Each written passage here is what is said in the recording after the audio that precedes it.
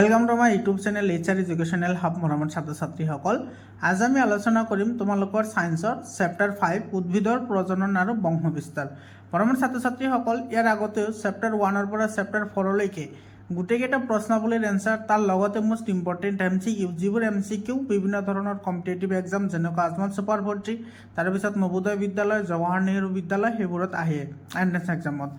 तो तुम्हारे क्लास 6 पर क्लास 10 लैके साइंस और मैथ्सर कारण कोनो धৰণৰ टिউশন लব नालागे 100% फ्री अफ कस्ट तुम्हारे मोर चेनेलते गोटेखिनि पाई जाबा। मरমৰ छात्र छात्री आज आमी उद्भिदर प्रजनन और बंश विस्तार चैप्टारर जी प्रश्नावली आछे সেই গোটেইকেইটা আলোচনা কৰিম। তাৰ লগতে আমি আলোচনা কৰিম মোষ্ট ইম্পৰ্টেণ্ট এমচিকিউ যিবোৰ এমচিকিউ বিভিন্ন ধৰণৰ কম্পিটিটিভ এক্সামত আহি থাকে। তো প্ৰথমতে আমি প্ৰশ্নাৱলী কেইটা চাওঁ, তাৰপিছত আমি ইম্পৰ্টেণ্ট এমচিকিউখিনি চাম। ইয়াতে চোৱা প্ৰথম প্ৰশ্নটোত কি কৈছে শুদ্ধ উত্তৰটো বাছি উলিওৱা। ইয়াতে কৈছে চোৱা এজোপা উদ্ভিদৰ মুখ্য প্ৰজনন অংগ হ'ল এইটো হ'ব ফুল। ইয়াৰে ডি অপশ্যনটো কি হ'ব কাৰেক্ট হ'ব। 2 নম্বৰ চোৱা পুং আৰু স্ত্ৰী জননকোষৰ মিলনক কি বুলি জনা যায় নিষেচন বুলি জনা যায়। তো ইয়াৰে এ নম্বৰ অপশ্যনটো কি হ'ব কাৰেক্ট অপশ্যন হ'ব। 3 নম্বৰ প্ৰশ্নটো চোৱা কি কৈছে মৃদগত কাণ্ডৰ কি অংগৰ পৰা নতুন উদ্ভিদৰ সৃষ্টি হয়। তো সেইটো হ'ব শিপা। তো ইয়াৰে ডি অপশ্যনটো কি হ'ব কাৰেক্ট অপশ্যন হ'ব। মৃদগত কাণ্ড মানে যিবোৰ তোমাৰ মাটিৰ তলত যায় আৰু তোমাৰ কি কৰে উদ্ভিদ এটাক সহায় কৰে আৰু সেইবোৰক মৃদগত কাণ্ড বুলি কোৱা হয়। যেনেকুৱা তোমাৰ আধা এটা তোমাৰ মাটিৰ তলত দিলে তোমাৰ সেইটো মুকুলৰ পৰাই তোমাৰ কি হয় নতুন গছৰ সৃষ্টি হয়। 4 নম্বৰ প্ৰশ্নটো চোৱা পুৰত ডিম্বাশয় গঠন কৰে। পুৰত ডিম্বাশয় কি গঠন কৰে বীজ গঠন কৰে। তো ইয়াৰ এ নম্বৰ অপশ্যনটো কি হ'ব কাৰেক্ট অপশ্যন হ'ব। 5 নম্বৰ কুৱেশ্যনটো চোৱা ফুলৰ কি অংগৰ পৰা ফলৰ সৃষ্টি হয়। এইটো হ'ব গৰ্ভাশয়। আমি যে ফলবোৰ খাওঁ সেই ফলবোৰ একচুৱেলি কি হয় ফুলৰ গৰ্ভাশয় হয়। সেই গৰ্ভাশয়টো তোমাৰ কি হয় পুৰত হ'লে ফললৈ ৰূপান্তৰিত হয়। ইয়াৰ পিছত চোৱা 2 নম্বৰত কি কৈছে ইয়াতে খালী ঠাই পূৰ কৰা। ইয়াতে চোৱা পুং কেশৰৰ পৰাগৰেণু গৰ্ভমুণ্ডত থিতাপি লোৱাকে কি বুলি কোৱা হয় পৰাগযোগ বুলি কোৱা হয়। তো খালী ঠাইত লিখিবা পৰাগযোগ। 2 নম্বৰ পুং আৰু স্ত্ৰী জননকোষৰ মিলনক কি বুলি কোৱা হয় নিষেচন বুলি কোৱা হয়। তো খালী ঠাইত তোমালোকে নিষেচন লিখিবা। তাৰপিছত উদ্ভিদ দেহৰ বিভিন্ন অংশৰ পৰা নিষেচন নোহোৱাকৈ অন্য উদ্ভিদ সৃষ্টি হোৱা প্ৰক্ৰিয়াক কি বুলি কোৱা হয় অযৌন প্ৰজনন বুলি কোৱা হয়। তো সেইটো লিখিবা খালী ঠাইত। 3 নম্বৰ চোৱা 3 নম্বৰত আছে চমু উত্তৰ দিয়া। তো এইটো চোৱা যৌন প্ৰজনন বুলিলে কি বুজা। তো এইটোৰ আনচাৰ লিখিবা এনেধৰণে যৌন প্ৰজননৰ পুং আৰু স্ত্ৰী জননকোষৰ মিলন হয় তাকে যৌন প্ৰজনন বুলি কোৱা হয়। মৰমৰ ছাত্ৰ ছাত্ৰীসকল তোমালোকে যদি আজমল সুপাৰ 40ৰ কাৰণে জৱাহৰ নেহৰু বিদ্যালয়ৰ কাৰণে বা নৱোদয় বিদ্যালয়ৰ কাৰণে যদি এন্ট্ৰেন্স এক্সাম দিব বিচাৰিছা তেতিয়াহ'লে তোমালোকে মোৰ চেনেলতে তোমালোকে প্ৰিপাৰেশ্যন কৰিব পাৰিবা। তোমালোকে চেনেলটো ছাবস্ক্ৰাইব কৰা আৰু তোমালোকৰ কাৰণে যিটো হোৱাটছআপ গ্ৰুপ বনোৱা হৈছে তোমালোকে হোৱাটছআপ গ্ৰুপত জইন হোৱা। হোৱাটছআপ গ্ৰুপৰ লিংক মই ডেছক্ৰিপশ্যনত দি দিছোঁ। 3ৰ 2 নম্বৰ প্ৰশ্নটো চোৱা স্বপৰাগযোগ আৰু ইতৰ পৰাগযোগৰ মাজৰ পাৰ্থক্য লিখা। তো এইটো পাৰ্থক্য লিখিবলৈ হ'লে তোমালোকে প্ৰথমতে দুটা এনেকৈ ভাগ কৰি ল'বা। এফালে লিখিবা স্বপৰাগযোগ আনফালে লিখিবা ইতৰ পৰাগযোগ। তাৰপিছত লিখিবা এইটো 1 নম্বৰত লিখিবা এপাহ ফুলপাহৰ গৰ্ভমুণ্ডত পৰাগৰেণু সংস্থাপিত হোৱাকে স্বপৰাগযোগ বোলে। আৰু ইফালে লিখিবা দুজোপা ভিন ভিন উদ্ভিদৰ ফুলৰ গৰ্ভমুণ্ডত পৰাগৰেণু সংস্থাপিত হোৱাকে ইতৰ পৰাগযোগ বোলে। 2 নম্বৰত লিখিবা ইয়াৰ বাবে কোনো ধৰণৰ মাধ্যমৰ প্ৰয়োজন নহয়। আৰু ইয়াতে লিখিবা ইয়াৰ বাবে মাধ্যমৰ প্ৰয়োজন হয়। 3 নম্বৰত লিখিবা এক্সাম্পল জবা ফুল গোলাপ ফুল আদি। আৰু এইফালে লিখিবা অমিতা অপৰাজিতা তাৰপিছত তোমাৰ সৰিয়হৰ ফুল এইকেইটা হৈছে তোমাৰ কি ইতৰ পৰাগযোগৰ দ্বাৰা সংগঠিত কৰা ফুল। ইয়াৰ পিছত চোৱা ইয়াৰ 3 নম্বৰ প্ৰশ্নটো কি আছে এইটো বীজৰ কি কি গুণৰ বাবে বতাহে এঠাইৰ পৰা আন ঠাইলৈ বিস্তাৰণ কৰাব পাৰে। বহুত ইম্পৰ্টেণ্ট কুৱেশ্যন হয়। তোমালোকৰ ফাইনেল এক্সামত কিন্তু এনেকুৱা ধৰণৰ কুৱেশ্যন অহাৰ বহুত চান্স আছে লগতে হাফ ইয়াৰলিতো। ইয়াতে চোৱা 1 নম্বৰত লিখিবা বীজবোৰ চেপেটা আৰু পাতল হোৱাৰ বাবে বতাহে এঠাইৰ পৰা আন ঠাইলৈ নিব পাৰে। 2 নম্বৰত লিখিবা কিছুমান বীজত ফুলৰ আহ লাগি থাকে বাবে বতাহে উৰুৱাই নিব পাৰে। 3 নম্বৰত লিখিবা কিছুমান গুটি কাঁইটযুক্ত হোৱা বাবে প্ৰাণীৰ নোমত লাগি ধৰে ফলত বিস্তাৰণ ঘটে। বহুত ইম্পৰ্টেণ্ট কুৱেশ্যন হয় এইটো। 4 নম্বৰ প্ৰশ্ন চোৱা, ফুলৰ নিষেচন বুলিলে কি বুজা? তো এইটোৰ আনচাৰ লিখিবা এনেধৰণে, গৰ্ভমুণ্ডত থিতাপি লোৱা পৰাগ ৰেণুৰ অংকুৰণ ঘটি পৰাগনলিকাৰ সৃষ্টি হয়। ই ক্ৰমে বৰ্ধিত হৈ গৰ্ভমুণ্ডৰ মাজেৰে গৰ্ভাশয়ৰ অভিমুখে গতি কৰে। পৰাগনলিকাৰ মাজেদি শুক্ৰাণু বা পুংজনন কোষ ক্ৰমে ডিম্বক অভিমুখে অগ্ৰসৰ হয়। তাৰ পিছৰ ই ভ্ৰূণস্থলীত প্ৰৱেশ কৰি ডিম্বাণুৰ সৈতে সংযোজিত হৈ যোজনকোষ গঠন কৰে আৰু এই প্ৰক্ৰিয়াটোকেই নিষেচন বুলি কোৱা হয়। ইয়াৰ পিছৰ প্ৰশ্নটো চোৱা, মানুহে কিদৰে বীজৰ বিস্তাৰণ ঘটাব পাৰে? এইটোৰ আনচাৰ লিখিবা, এডাল গছৰ পৰা ওলোৱা বীজ আন এঠাইত নি ৰুই দিব পাৰে।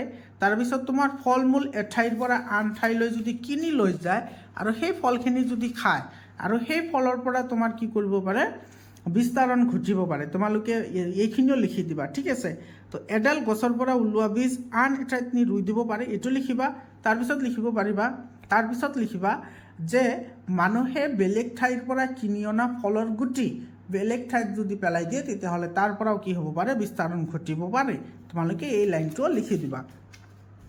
ইয়াৰ পিছত 4 নম্বৰটো চোৱা, কি কৈছে, বিৱৰণ দি উত্তৰ লিখা। মানে এই আনচাৰকেইটা অলপমান লং হ'ব কাৰণ বিৱৰণ দিবলৈ দিছে যিহেতু। তো এইটোৰ আনচাৰ চোৱা, এইটো প্ৰশ্নটো কি কৈছে, উচ্চ পৰ্যায়ৰ উদ্ভিদৰ ক্ষেত্ৰত কি কি প্ৰকাৰে অংগজ প্ৰজনন সম্ভৱ হয়, চিত্ৰ আৰু উদাহৰণ দি বৰ্ণনা কৰা। তো ইয়াতে এইটো তোমালোকৰ কিতাপত ধুনীয়াকৈ চিত্ৰবোৰ দিয়া আছে, তোমালোকে চিত্ৰবোৰ আঁকি ল'বা, ঠিক আছে।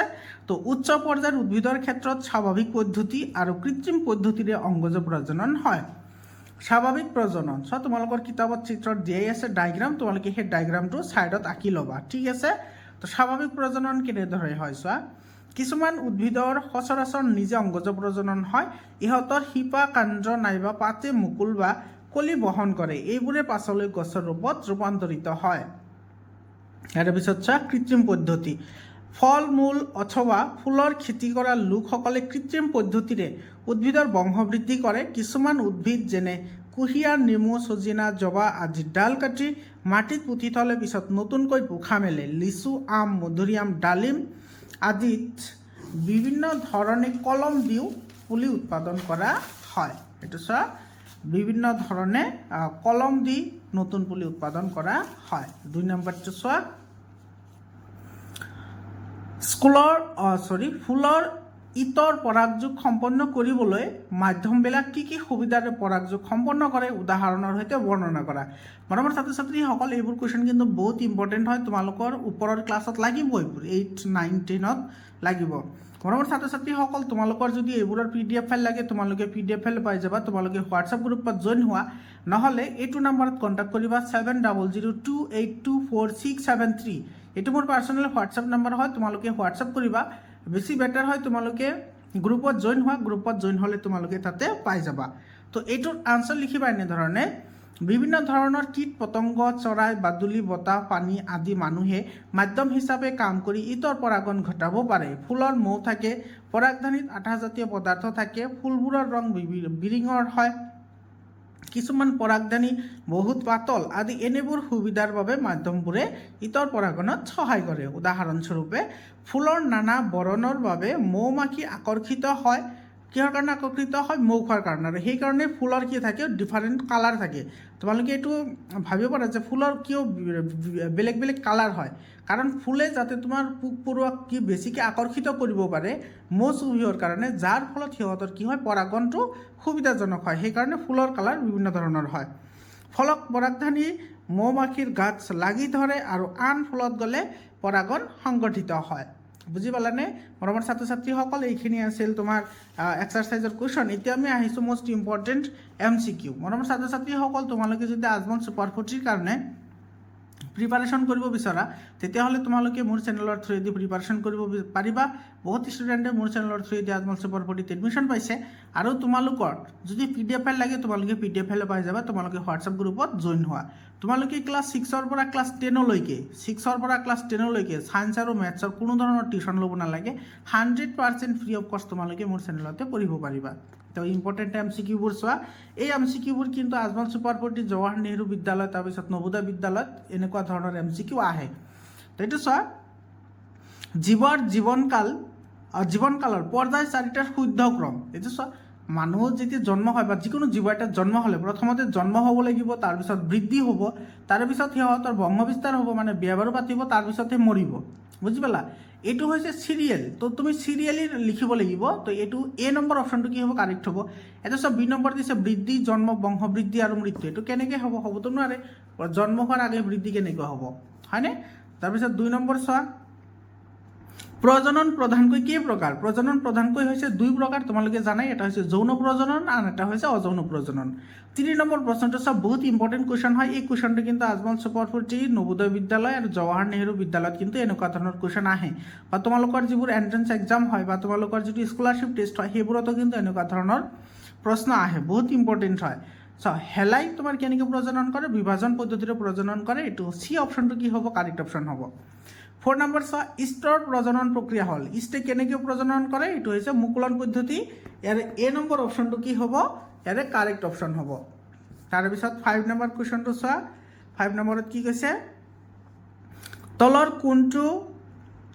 তলৰ কোনটো জীৱই বিখণ্ডন প্ৰক্ৰিয়াৰে বংশবিস্তাৰ কৰে তো ইয়াৰে শুদ্ধ উত্তৰ হ'ব ৰিক্সিয়া সব বহুত ইম্পৰ্টেণ্ট কুৱেশ্যন হয় এনেকুৱা ধৰণৰ কুৱেশ্যন কিন্তু কম্পিটিটিভ এক্সামত আহিবই ঠিক আছে 6 নম্বৰ কুৱেশ্যনটো চোৱা তলৰ কোনটো জীৱ একোখী নহয় চোৱা একোখী মানে জীৱৰ দেহত মাত্ৰ এটা কোষ থাকে সেইবোৰক একোখী বোলে তো ইয়াতে নহয় বুলি কৈছে চোৱা ক্লেমাইডোমনাছ একোখী হয় এমিবাও একোখী হয় ইষ্ট্ৰ একোখী হয় কিন্তু হেলাই একোখী নহয় হেলাই বহুকোষী হয় জীৱ হয় গতিকে D option will be correct option 7 number কুৱেশ্যনটো চোৱা পেনিচিলিয়ামৰ প্ৰজনন প্ৰক্ৰিয়া হ'ল বহুত ইম্পৰ্টেণ্ট হয় পেনিচিলিয়াম আৰু এই পেনিচিলিয়ামৰ পৰাই তোমাৰ পেনিচিলিন যিটো তোমাৰ ইনজেকশ্যন আছে সেইটো বনোৱা হয় তো ইয়াৰ প্ৰজনন প্ৰক্ৰিয়া কি জানেনে এইটো হৈছে ৰেণু গঠন পদ্ধতি গতিকে আমাৰ এ নম্বৰ অপশ্যনটো কাৰেক্ট অপশ্যন হ'ব তাৰপিছত 8 নম্বৰটো চাওক দৈহিক বা অংগজ প্ৰজননৰ দ্বাৰা বংশ বিস্তাৰ কৰা তোমাৰ কি হয় আলু আলুৱে তোমাৰ কি কৰে দৈহিক বা অংগজ প্ৰজননৰ দ্বাৰা কি কৰে বংশ বিস্তাৰ কৰে